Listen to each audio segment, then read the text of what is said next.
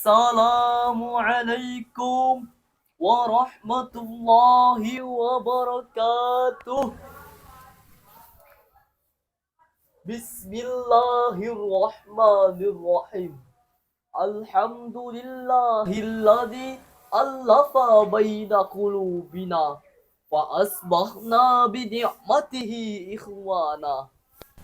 Assalatu wassalamu ala sayyidi Mustafa wa ala alihi ahli sidki wal wafa. Amma ba'd. Dewan Hakim yang arif dan bijaksana. Hadirin wal hadirat rahimakumullah. Akhir-akhir ini persaudaraan antar warga negara menjadi persoalan hangat dibicarakan. Stigma negatif NKRI anti kebinekaan terhadap umat Islam menjadi isu yang diperdebatkan. Masing-masing pihak mendeklarasikan dirinya sebagai kelompok yang paling nasionalis, sementara kelompok yang lain dituduh untuk berusaha menepis. Pemirsa yang berbahagia, betapa miris keadaan negara Republik Indonesia tercinta saat ini. Persatuan dan kesatuan hampir punah karena perbedaan suku, bahasa, ataupun agama yang membuat Indonesia tenggelam ke dalam ranah yang begitu menyedihkan. Pemirsa yang berbahagia, keberagaman merupakan sikap kebangsaan yang tumbuh karena adanya persamaan etnis yang berlainan, wilayah yang saling berkaitan, atau pengalaman sejarah yang sejalan, serta kepentingan untuk hidup bersama dalam suatu negara kesatuan sebagai bangsa yang merdeka atas dasar persaudaraan dan kebersamaan. Atas dasar inilah tertarik hati kami bertiga untuk menyampaikan sebuah syarahan Al-Quran dengan judul Merajut Ukhuwah Menggapai Berkah, dengan rujukan firman Allah Subhanahu wa taala surah Al-Hujurat ayat 13 yang akan dibacakan oleh qari kami berikut ini.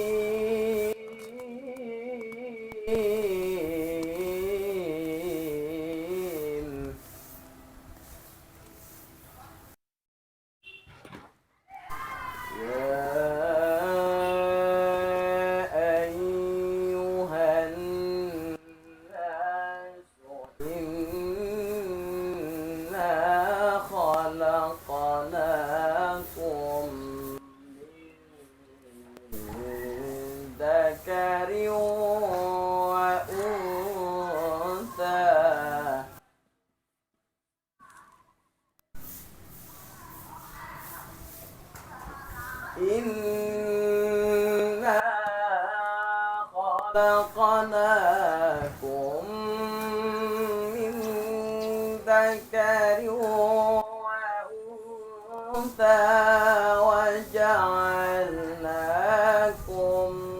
syu'uban wa qabaila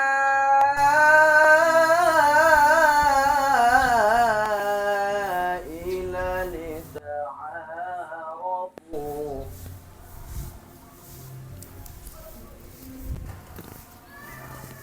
Inna akramakum indallahi atqakum.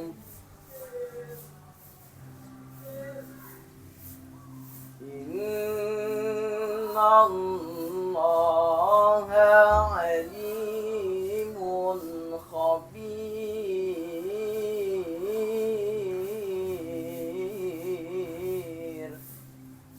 Aku berlindung kepada Allah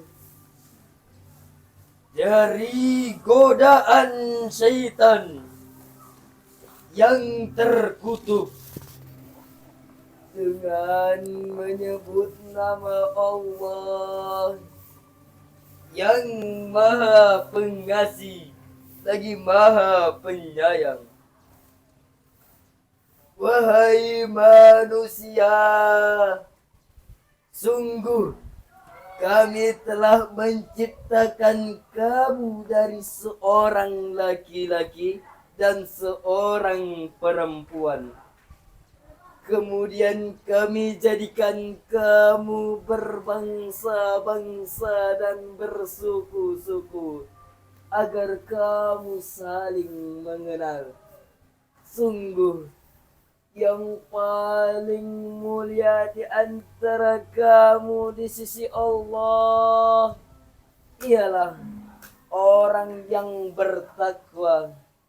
Sungguh Allah Maha mengetahui, Maha teliti. Menurut Muhammad Quraisy Shihab dalam tafsirnya Al-Misbah halaman 617, beliau menjelaskan bahwa kata syu'ban dan qabaid yang merujuk pada struktur sosial yang paling besar dan beragam, yaitu suku dan bangsa atau Nahen and Tribes. Demikian pula yang diungkapkan oleh Syahid Qutub dalam tafsirnya Fi Zilal Quran jilid 19 halaman 401-402. Beliau menjelaskan bahwa kata kalimat li ta'arafu yang berarti kehormatan, bahwasannya manusia dituntut untuk saling kenal mengenal, bukan menimbulkan perselisihan yang membuat perpecahan, gontok-gontokan, bahkan perselisihan antar umat beragama. Na'udzubillahi min dzalik. Bukankah pepatah pernah mengatakan, tak kenal maka tak sayang tentu tak cinta. Bersatu kita kokoh, berseteru kita roboh. Sejak 14 abad silam, Islam membangun peradaban dunia atas persaudaraan dan perdamaian. Lantas, bagaimanakah konsep Al-Quran tentang merajut ukhuwah menggapai berkah? Sebagai jawabannya, firman Allah Subhanahu wa Ta'ala yang terdapat pada surah Al-Hujurat ayat 10 yang akan dibacakan oleh qari kami berikut ini. Innamal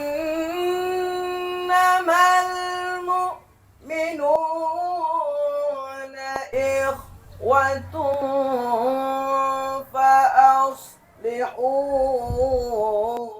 baina akhawaykum wattaqullaha la'allakum turhamun.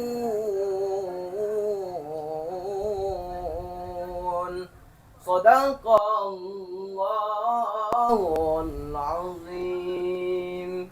Sesungguhnya orang-orang mukmin itu bersaudara.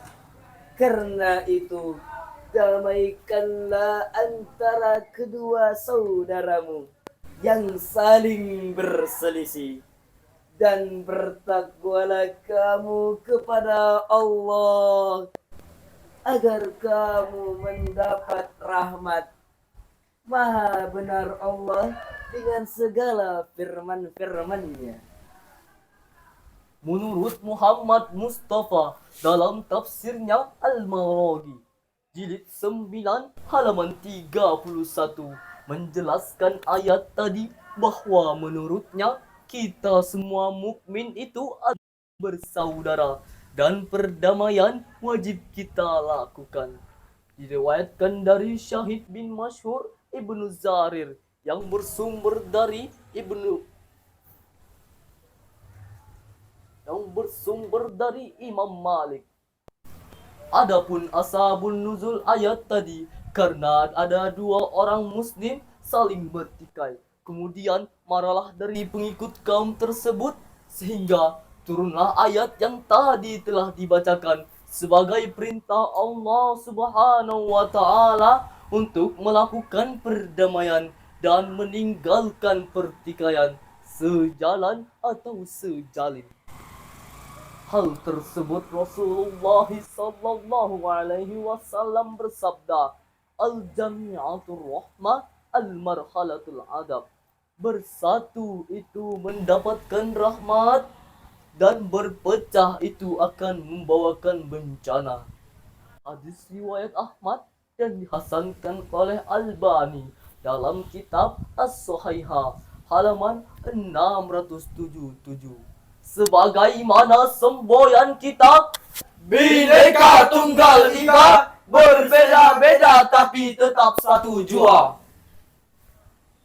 dari uraian di atas dapat ditarik sebuah kesimpulan. Yang pertama, kebersamaan dalam kebangsaan merupakan sikap perwujudan dan iman yang benar. Sikap rasa persatuan dan kesatuan antar umat beragama. Kedua, kebersaudaraan dalam kebangsaan merupakan perwujudan dan sikap iman yang benar. Sikap toleransi antar warga negara dan sikap rela berkorban demi Indonesia tercinta. Menuju Indonesia Jaya. Sebelum mengakhiri syarahan ini, kami akan menyampaikan sebuah pantun.